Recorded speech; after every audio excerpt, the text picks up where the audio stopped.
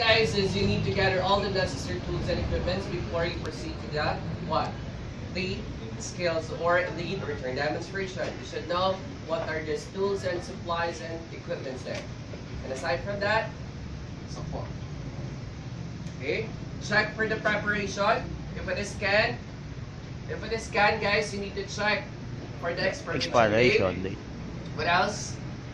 Shake well before use. And aside shaking well, you need to what?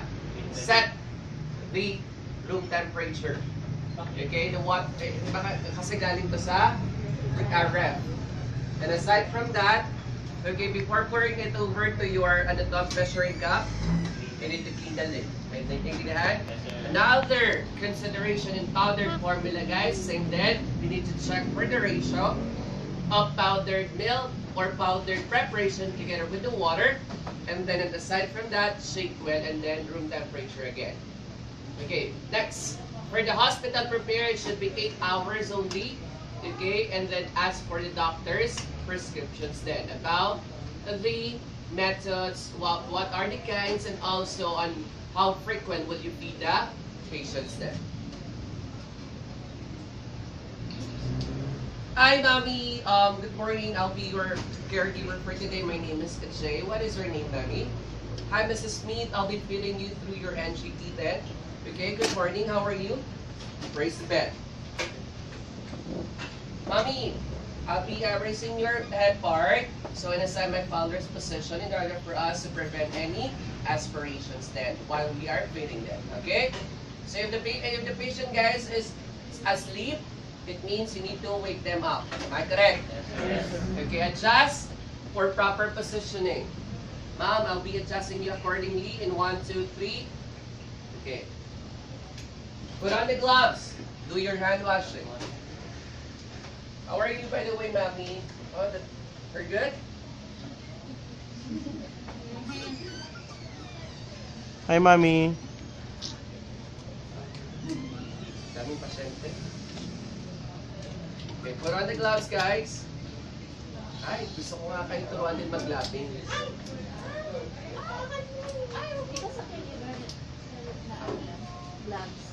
Gloves. Mag-glapping din nga kayo. Yung sterile glapping. Yung sterile glove ang gamit.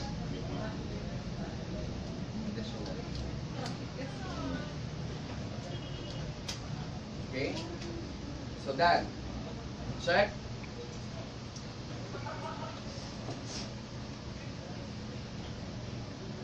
Okay po.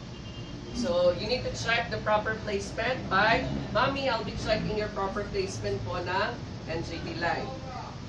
So, always remember that this one should be in a nakaking po. So, check. What are the ways? First is the aspiration. Okay. For the aspiration po, you need to get a large syringe and then sisipsipin niya po. Example. We'll ask you questions then. 15 to 30. If ano to? Ang na-aspirate mo, guys, is gas or oxygen or anything with air, guys. It means, hindi may colic, kundi that tube it is improper. Am I correct? Yes, sir. Okay. What if, when you aspirate, there is a what we call same formula doon po sa kinain niya?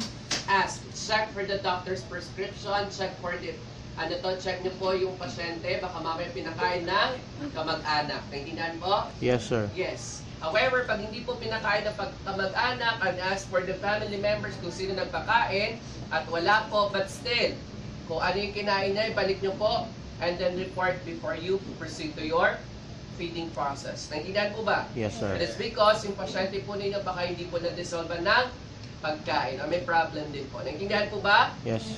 Yes. What if na-aspirate mo yellowish to greenish? It means that is gastric juices. So it means the person, guys, or the patient is ready for what? Feeding then. Anong gagawin? Itapon po. Am I correct? Yes or no? No. O, anong gagawin? Babalik. Naintindihan?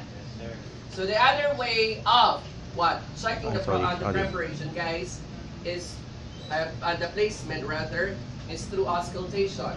with the aid of your stethoscope. Proper way of how to check. Dapat naka-face down. And then, tap. If you hear a loud, tapping sound, it means, guys, ang pinapakinggan, guys, is on the diaphragm. However, pagka medyo mahina lang, kahit anong tap mo yan, wala. So, it means this is on the bell side. So, ito po pinapakinggan. Pero, dapat ang gagamitan natin is the diaphragm then. So, you should locate the stomach of your patient, which is on the upper left quadrant of the stomach. And utilizing your stethoscope, guys, if this is a cold one, medyo malamig po ito. Anything na malamig po na pilinis mo sa tiyan, ano mangyayari? Magmamuscle cramps. Kasi pag nag-muscle cramps po yan, medyo masakit. So you need to painitin muna. Naintindihan? Yes, sir. Yes or no? Yes. Okay. So, mami, i-check ko lang po.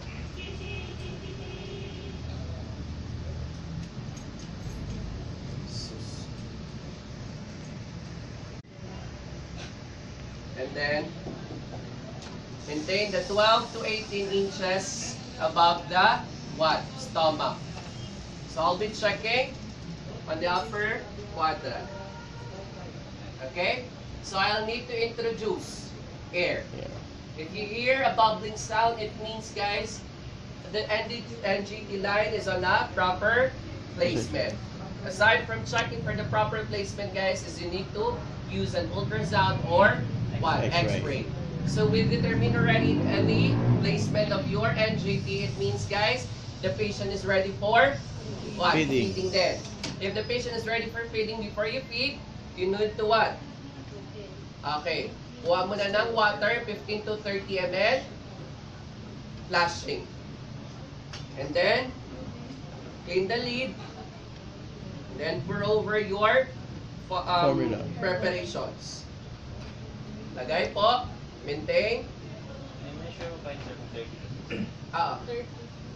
Ito po yung madami. So, dahan-dahan. 30 to 60 po. And then aside from that, ready na po. So, medyo, guys, pag malapot, anong gagawin? You need to add water. Pag masyadong malapot, what if medyo may buo-buo, you can squeeze in. Naintindihan? Yes. Yes or no? Yes. Aside from that, pag hindi na talaga kaya, you can add what? Soda. Ano pong soda? Baking soda. Naintindihan? Yes or no? Para medyo bumaba siya. And aside from that, pagka okay na, paglagay ka ulit na water. Pag malapit na, water po for lilinisin ulit.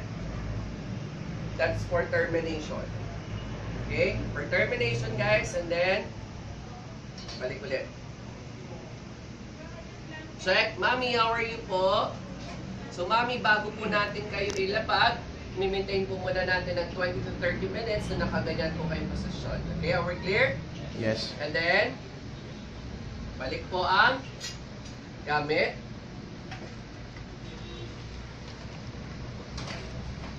Tanggalin. Yan yung proper way, ha. Tapon. Then, mami, okay na po ba kayo? After 20 to 30 minutes, you need to return the patient. And then, mami, pwede na po kayo ulit magpahinga. So, after the process, guys, what will be your next intervention then? Don't forget to document on what you observe. What are this? The type of residue, the reaction of your patient during the feeding then, and then the time, yung any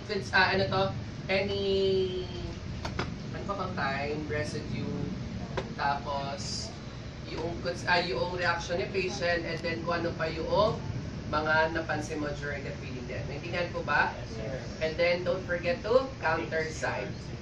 Okay. Correct. So that's gonna be the proper way then on how to feed your patient. Patient. So anything? None, sir. That's so far. Thank you. Okay.